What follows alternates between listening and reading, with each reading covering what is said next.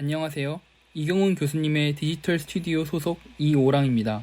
이번 졸업전 시 저희 반의 주제는 Urban Digital Fluidity, 도시, 디지털, 유동성입니다. 우선 저희 반은 청계천 일대를 사이트로 정하였습니다. 지리적 특성, 역사 등 많은 이야기를 담고 있어 저희에게 굉장히 흥미롭게 다가왔습니다. 조선시대 때부터 일제감점기, 해방 전까지 사대문 안에 있는 청계천 일대는 주거의 기능이 주를 이루었습니다. 6.25 전쟁 이후 한국 산업의 발전과 함께 청계천은 복개되고 이 일대는 이제 도매시장, 철공소 등 산업단지의 역할을 60년대부터 지금까지 수행해 왔습니다. 하지만 이제는 주거의 필요성, 다양한 정책 등에 의하여 상업의 비중은 점차 적어지고 주거, 업무시설 등의 용도가 더욱 부각될 것으로 보입니다. 제가 선택한 사이트는 동호로와 청계천 사이에 있는 방산시장 일대입니다. 대지는 가로 160m, 세로 130m이며 대지의 총 면적은 15,800제곱미터입니다. 방산상가가 구 도심에서는 보기 힘들게 비교적 넓은 터를 깔고 앉아있는 이유는 이곳이 방산초등학교의 자리였기 때문입니다. 1922년 개교한 방산초등학교는 1970년 2월 45회 졸업식을 마지막으로 문을 닫고 그 터는 팔려서 지금의 방산상가가 되었습니다. 이처럼 사대문 안에 있던 많은 학교들은 사라지거나 사대문 밖으로 옮겨졌습니다. 하지만 다시 주거지들이 이 일대에 들어서고 있고 이에 따라 초등학교는 필요해질 것입니다. 이 자리에 다시 방산초등학교를 세워보려고 합니다. 기존의 초등학교는 법정 건폐율과 용적률을 지키다 보면 많은 공지가 생겨나게 됩니다. 하지만 그 공지는 효율적으로 사용되지 못하고 있습니다. 특히 이곳 금싸라기 땅에서 낮은 건폐율을 갖기보다는 일반 상업지의 건폐율과 용적률을 적용시킨 초등학교가 함께 있는 복합 문화시설을 계획합니다. 저희 디지털 스튜디오의 목표 중 하나는 설계자의 주관적 감각이 아닌 오직 엄격하고 수치적인 알고리즘 또는 규칙들을 이용해 대지에 핏한, 알맞은 형태를 찾는 것이 있습니다. 대지에 핏한 형태를 찾기 위한 첫 번째 스텝은 법규를 따르는 것입니다. 대지 내부에는 각기 다른 법규가 존재하고 이를 따른다는 것은 대지가 오랫동안 적응해 온 것을 따른다는 것이라고 말할 수 있고 대지에 알맞는 형태를 결정하는 중요한 요소로 작용합니다. 대지의 경계선을 따라 법규상 최대 높이인 30m, 70m로 매스를 올립니다. 대지의 핏한 형태를 찾기 위한 두 번째 스텝, 아이소비스트입니다. 아이소비스트, 가시 영역 이론은 이 대지로의 가시 영역을 측정하는 툴입니다. 이 가시 영역 이론을 토대로 나온 값은 거대한 매스가 사거리에 존재하기에 발생하는 시야적 장애를 해결하는 데 사용됩니다. 가시 영역 이론을 통해 도출된 값을 시각적으로 표현한 모습입니다. 형성된 값을 이용하여 3차원의 공면을 형성합니다.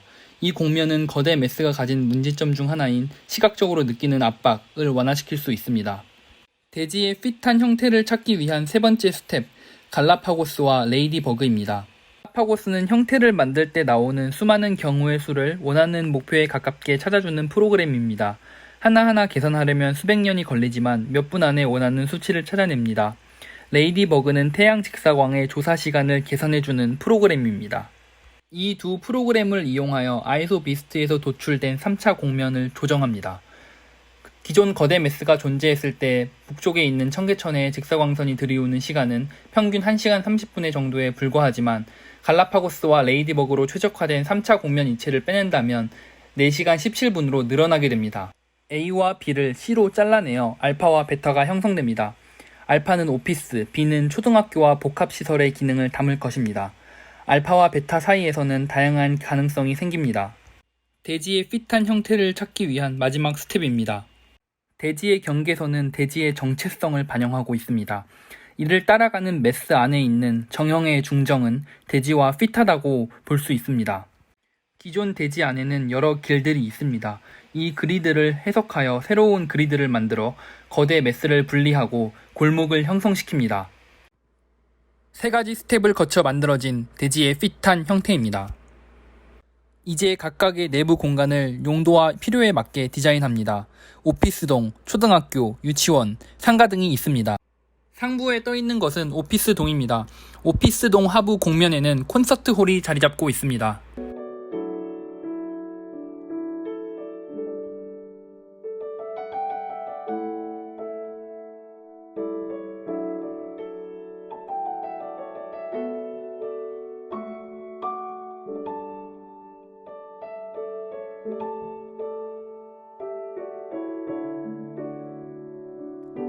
이쪽에는 방산 유치원이 자리 잡고 있습니다.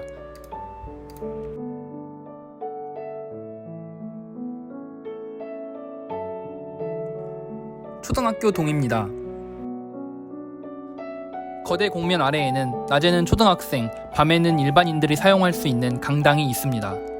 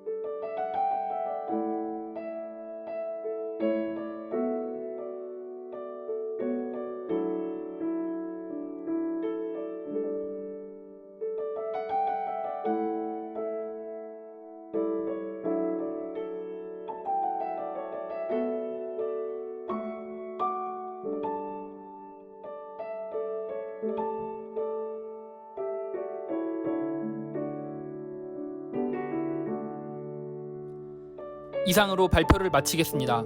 감사합니다.